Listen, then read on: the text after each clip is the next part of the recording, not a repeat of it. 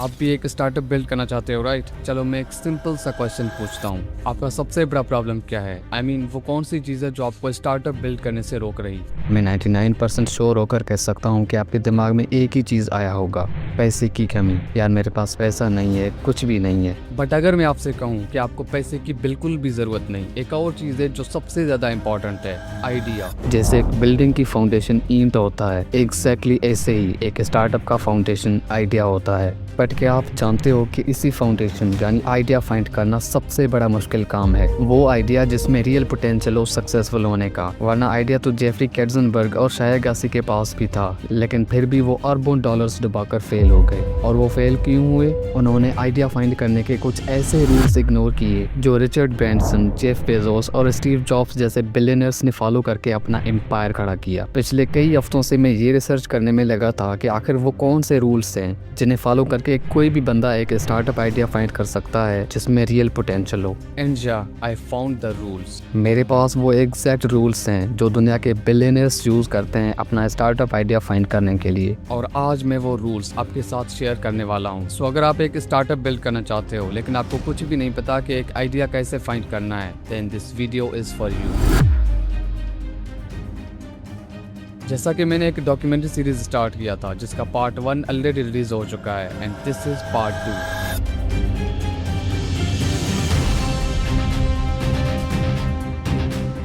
The way to get startup ideas is not to try to think of startup ideas.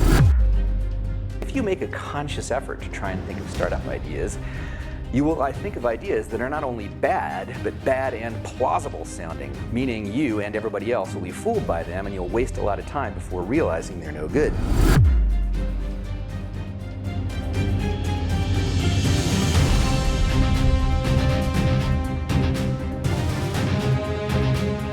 Video में हम idea finding को practically break down करेंगे, लेकिन अगर आपको समझना है कि आइडियाज क्यों फेल होते हैं और मार्केट एक्चुअली कैसे सिग्नल देता है, तो पहले इसका कॉन्टेक्स्ट क्लियर होना बहुत ज़रूरी है। पार्ट 1 में हमने रियल स्टार्टअप एग्जांपल्स के थ्रू ये देखा था कि स्टार्टअप्स आखिर कौन से मिस्टेक्स की वजह से फेल होते हैं। कोई भी, बेटर पेस और जॉबऑन जैसे केसेस से हमें एक क्लियर पैटर्न मिला था। सो अगर आपने अभी तक पार्ट 1 नहीं देखा तो आई थिंक पहले वो देखना हेल्पफुल होगा, क्योंकि वहां से आपको बेस क्लैरिटी मिलेगी कि कौन से मिस्टेक्स अवॉइड करने चाहिए और एक बिलियनर जैसा माइंडसेट कैसे डेवलप करना है। इसके बाद ही इस वीडियो में जो कॉन्सेप्ट्स हैं उन्हें आप प्रॉपरली कनेक्ट कर पाओगे, जहां हम प्रैक्टिकल तरीके से देखेंगे कि आइडियाज आखिर कैसे मिलते हैं।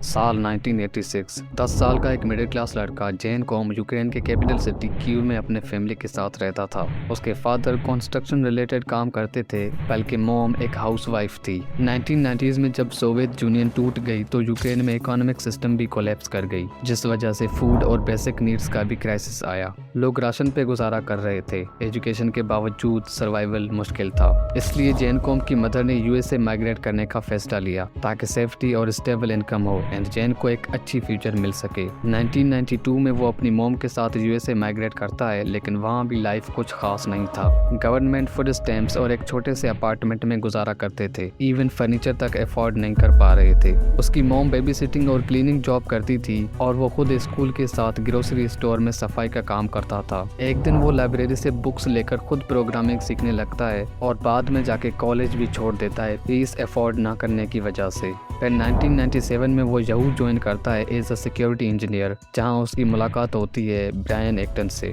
दोनों साथ काम करने की वजह से कलीग्स और दोस्त बने। 2007 और 8 के बीच में जैन कॉम एक आईफोन खरीदता है और ऐप स्टोर देखता है। उसको आइडिया आता है कि लोग अपनी अवेलेबिलिटी अपने फ्रेंड्स को बताना चाहते हैं, जैसे बिजी हूँ, जिम में हूँ या काम कर रहा हूँ। ये स्टेटस ऐप इनिशियली बस इसी के लिए बनाया गया था। फिर एप्पल ने पुश नोटिफिकेशंस 2009 में लॉन्च किए। मतलब अगर कोई अपना स्टेटस अपडेट करे तो सबके फोन पर इमीडिएटली नोटिफिकेशन आ जाए।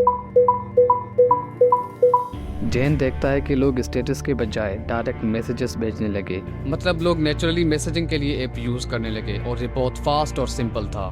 ये देखकर जैन और ब्रायन एक्टन को आइडिया आता है एक फुल मैसेजिंग ऐप बनाओ जो फास्ट, रिलायबल और एड फ्री हो। 2009 में जैन ने व्हाट्सएप इंक कैलिफोर्निया में रजिस्टर किया और ब्रायन एक्टन को फाउंडर बन गया। दोनों का मिशन सिंपल था, नो एड, सिंपल मैसेजिंग, सिर्फ यूजर्स पे फोकस। शुरू में स्ट्रगल था, ऐप क्रैश होता, डाउनलोड्स धीरे थे और फंडिंग लिमिटेड लिमिटेड थी, लेकिन सिंपल डिज़ाइन और पुश नोटिफिकेशंस की वजह से व्हाट्सएप जल्दी पॉपुलर हो गया। जेन कॉम को ये आइडिया तब मिला जब उसने देखा कि दुनिया भर में लोगों को एक दूसरे से कांटेक्ट करने में डिफिकल्टी हो रही, बिकॉज उस दौर में कॉल पे बात करने के लिए पैसे देने पड़ते and it was way too expensive. इसका मतलब अगर लोगों को इजी, चीप और फास्ट सोर्स मिले कांटेक्ट करने का तो ऑब्वियसली हर कोई उसे यूज करेगा।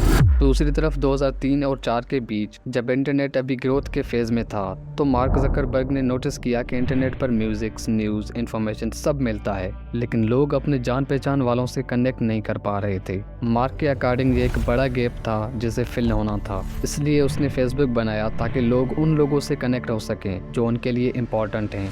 अगर आप गहराई से देखो तो ऑलमोस्ट सारे स्टार्टअप्स जो आज बिलियंस में कमा रहे हैं उन सब का पैटर्न एक ही है, उन्होंने एक रियल पेन पॉइंट ऑब्जर्व किया और उसे सॉल्व किया। वर्जिन ग्रुप के फाउंडर रिचर्ड ब्रांसन के अकॉर्डिंग एक आइडिया फाइंड करने का मतलब है मार्केट में एक गैप ढूंढना और फिर एक प्रोडक्ट बनाना जिससे वो गैप फिल हो जाए और इसके नतीजे में लोगों की लाइफ बेहतर बने। अगर आप ऐसा करते हो तो आई थिंक आपके आइडिया को सक्सेसफुल होने से लिटरली कोई नहीं रोक सकता। यही वो पैटर्न है जो हर एक फाउंडर फॉलो करता है। तो क्या बस एक गैप ढूंढना है और उसे फिल करना है? That's it. I would say no, the biggest challenge is yet to come. आखिर वो गैप मार्केट में ढूंढना कैसे है? बिकॉज इट्स नॉट लाइक आप मार्केट पे जाओ, इधर उधर देखो और आपको एक नेक्स्ट $1 बिलियन आइडिया मिल जाएगा। चलो इस बात को रिचर्ड ब्रांसन के पर्सपेक्टिव से ही समझते हैं। 1984 में रिचर्ड ब्रांसन प्यूर्टो रिको से वर्जिन आइलैंड्स में जा रहा था, लेकिन वो फ्लाइट कैंसिल हो गई पैसेंजर्स कम पड़ने की वजह से। तो उसने एक प्राइवेट चार्टर प्लेन ढूंढा और अपने ही पैसों से उसे हायर किया। फिर एयरपोर्ट पर ही एक ब्लैक बोर्ड पे लिख दिया Virgin Airlines $39 one way to BVI। देखते ही देखते जिन लोगों की भी फ्लाइट कैंसिल हुई थी उन सब ने $39 पे करके सीट बुक किया और अपने डेस्टिनेशन तक पहुंच गए। देखने में तो ये एक नॉर्मल सा इंसिडेंट लग रहा, राइट? एक कैंसिल फ्लाइट, एक चार्टर प्लेन और $39 का बोर्ड। बट उस दिन रिचर्ड ब्रांसन ने लोगों को उनके डेस्टिनेशन तक पहुंचाकर एक पैटर्न डिस्कवर किया। उसने देखा कि लोग फ्रस्ट्रेटेड थे, एयरलाइन इंडिफरेंट थी और बीच में एक क्लियर गैप भी था। यही इंसिडेंट बाद में वर्जिन अटलांटिक का बीच बना। यहाँ पर एक बात क्लियर हो जाता है कि ग्रेट स्टार्टअप्स रैंडम आइडिया से नहीं बनते, वो फ्रस्ट्रेशन को सीरियसली लेने से बनते हैं। And that brings us to rule number 1, अपनी फ्रस्ट्रेशन से स्टार्ट करो। आइडिया हवा में नहीं मिलता, आइडिया यूजुअली इरिटेशन से मिलता है। ये बात अपने जहन में बैठा लो कि अगर कोई चीज़ आपको इरिटेट कर रही तो शायद आप अकेले नहीं हो, ऐसे हजारों लोग होंगे जो इस इरिटेशन से गुजरते होंगे। 1984 वाली सिचुएशन में क्या हुआ? फ्लाइट कैंसिल हो गई, लोग फ्रस्ट्रेटेड थे।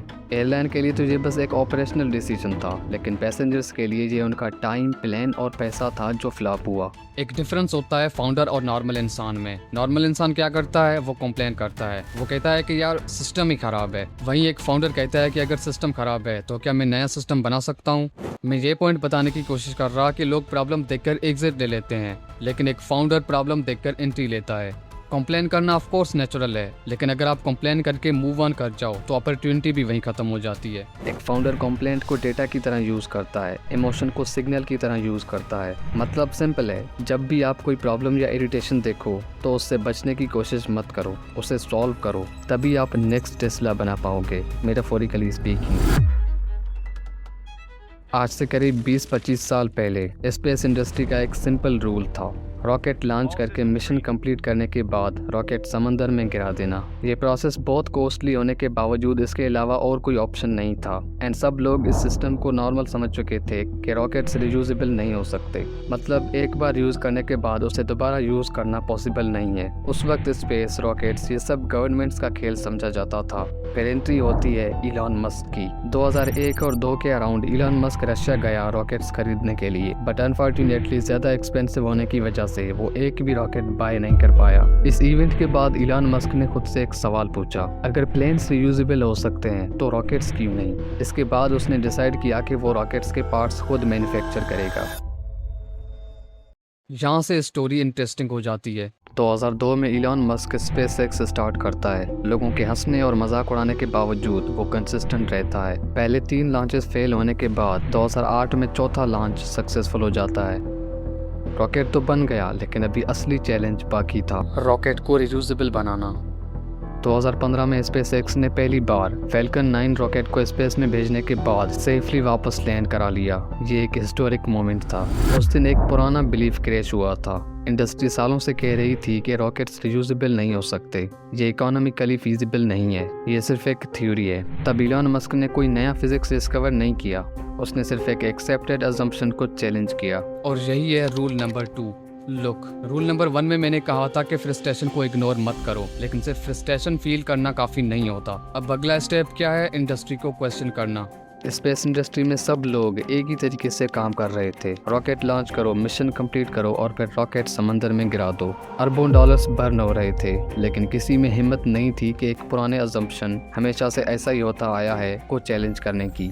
यहाँ पर फाउंडर और बाकी लोगों में फिर एक डिफरेंस आ जाता है। नॉर्मल इंसान कहता है कि सिस्टम ही ऐसा है, वहीं एक फाउंडर कहता है कि सिस्टम ऐसा क्यों है। इलॉन ने भी वही किया। उसने ये नहीं पूछा कि रॉकेट्स कैसे सस्ता बनाऊं, उसने पूछा कि रॉकेट्स हर दफ़ा नया क्यों बनाना पड़ता है, प्रीवियस रॉकेट को यूज़ क्यों नहीं कर सकते। ऑफ कोर्स ये क्वेश्चन तो सिंपल था, लेकिन डेंजरस भी, क्योंकि इसका जवाब मिलने पर पूरी इंडस्ट्री का स्ट्रक्चर चेंज हो जाता। और एग्जैक्टली वही हुआ। रियूजेबल रॉकेट्स का मतलब था लॉन्च कॉस्ट ड्रास्टिकली कम होना। लॉन्च कॉस्ट कम होने का मतलब था स्पेस एक्सेसिबल होना, और स्पेस एक्सेसिबल होने का मतलब था कम्प्लीटली न्यू मार्केट ओपन होना। पैटर्न समझ रहे हो? $1 बिलियन आइडिया रॉकेट में नहीं था, $1 बिलियन आइडिया उस एक सवाल में था। अगर सब लोग कहते हैं कि ऐसा ही होता है तो आप पूछो क्यों। लेकिन सिर्फ क्यों पूछकर रुकना नहीं है। जिस इंडस्ट्री में आप इंटरेस्टेड हो उसके 5 नॉर्मल रूल्स लिखो। जैसे एग्जाम्पल के लिए लिखो, इस इंडस्ट्री में कैसे पैसा बनता है, कस्टमर को सबसे ज़्यादा किस चीज़ का वेट करना पड़ता है, क्यों सब लोग सेम प्रोसेस फॉलो करते हैं, क्यों सब लोग सेम प्राइस रखते हैं। फिर एक एक रूल के सामने लिखो, ये ज़रूरी है या बस आदत है। इलॉन मस्क ने भी वही किया। उस वक्त स्पेस इंडस्ट्री का रूल था रॉकेट रियूजेबल नहीं हो सकता। तब इलॉन मस्क ने पूछा कि ये फिजिक्स में इम्पॉसिबल है या बस लोगों का माइंड ऐसे ब्रेन वॉश हो चुका है। जब उसने ब्रेक डाउन किया तो पता चला कि प्रॉब्लम रॉकेट नहीं था, प्रॉब्लम ये अजम्पशन था। यहाँ एक और इम्पॉर्टेंट बात समझना ज़रूरी है कि हर रूल गलत नहीं होता, लेकिन हर रूल परमानेंट भी नहीं होता। एक फाउंडर का काम सिस्टम को हेट करना नहीं, बल्कि उसे डायसेक्ट करना होता है। जैसे डॉक्टर बॉडी को कट करके डायग्नोज करता है, वैसे ही फाउंडर इंडस्ट्री के रूल्स को कट करता है समझने के लिए। And that's what you are supposed to do. जब आप ये करते हो ना, तो आप एक आइडिया ढूंढने वाले नहीं, बल्कि स्ट्रक्चर समझने वाले बन जाते हो। और आइडियाज स्ट्रक्चर के क्रैक्स में ही मिलते हैं। इसलिए नेक्स्ट टाइम जब आप किसी से सुनो कि यार इस फील्ड में ऐसा ही होता है, तो वहीं रुक जाओ, नोटबुक निकालो और लिखो ऐसा क्यों होता है, इसका फ़ायदा किसको हो रहा, कौन कौन इस रूल से फ्रस्ट्रेट हो रहा, अगर ये रूल हटा दिया जाए तो क्या होगा। अगर आप ये एक्सरसाइज कम से कम 10 इंडस्ट्रीज में कर लो, तो गारंटी नहीं कि आप $1 ट्रिलियन कंपनी बना दो, लेकिन इस बात की गारंटी है कि आपकी सोच नॉर्मल लेवल से ऊपर जाएगा। और एक फाउंडर बनना पहले सोच का गेम है, पैसे का नहीं। रूल नंबर 3, मार्केट में प्रॉब्लम्स बस एक दफ़ा नहीं आते, वो बार बार रिपीट होते हैं और डिफरेंट लोगों के साथ होते हैं। अगर सिर्फ आप किसी चीज़ से इरिटेट हो तो शायद वो पर्सनल इशू हो सकता है, लेकिन अगर बहुत से लोग सेम चीज़ से फ्रस्ट्रेट होते हैं तो वो सिग्नल है कि कोई प्रॉब्लम और अपॉर्चुनिटी यहाँ एग्जिस्ट करता है। जेन कॉम ने सिर्फ ये नहीं देखा कि कार्स महंगे हैं, उसने ये देखा कि दुनिया भर के लोग एक ही प्रॉब्लम फेस कर रहे हैं। Same goes for mark Zuckerberg और रिचर्ड ब्रैंसन। उसने सिर्फ एक कैंसल्ड फ्लाइट नहीं देखा, उसने देखा कि एयरलाइंस केयर नहीं कर रहे और पैसेंजर्स फ्रस्ट्रेटेड हैं। अब ये पैटर्न जरूर नोटिस करना। आइडिया किसी इंसिडेंट से नहीं, बल्कि एक ऐसे काम के रिपीटेशन से आता है जो लोगों को नहीं पसंद। तो अब आपको क्या करना है? सिंपल, आज से कंप्लेंट्स नोटिस करना स्टार्ट करो, अपने दोस्तों के कमेंट्स में और रिव्यूज। फिर देखो कि कहाँ रिपीटेशन हो रहा। जहाँ रिपीटेशन मिले समझ जाना वही अपॉर्चुनिटी है। एक और इम्पॉर्टेंट चीज़, जहाँ लोग कहते हैं चलो इसी से काम चला लेते हैं, वहीं सबसे बड़ा गैप होता है, क्योंकि इसका मतलब है कि इस वक्त मार्केट में इस प्रॉब्लम का बेहतर सोल्यूशन नहीं है, और जहाँ बेहतर सोल्यूशन नहीं होता वहीं से स्टार्टअप आइडिया निकलता है।